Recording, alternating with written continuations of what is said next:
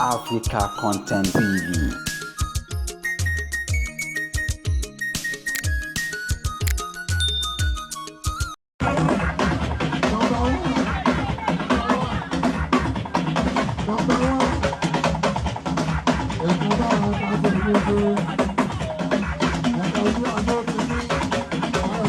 Ìkànnì yìí ni African Content TV níbi tí a ti ń mú ètò ìròyìn, ayẹyẹ àti àwọn olórin tó gbajúgbajà wá sí ojú ìwòran yín. Èyí ni bí àkọ́bí Oganla Alabi Pasuma ṣe ń náwó fún ní ojú agbo tí bàbá náà sì ń rẹ́rìn-ín sí ọmọ. Ǹjẹ́ ó dáa ká rí ọmọ wa kó dàgbà? A máa múnú òbí dùn. Ṣóò yìí wáyé ní ìlú Canada tí ọmọ náà sì ń ná foreign currency, owó ìlú òyìnbó fún bàbá rẹ̀ tí bàbá náà sì ń rẹ́rìn-ín tó ń kọrin fún un.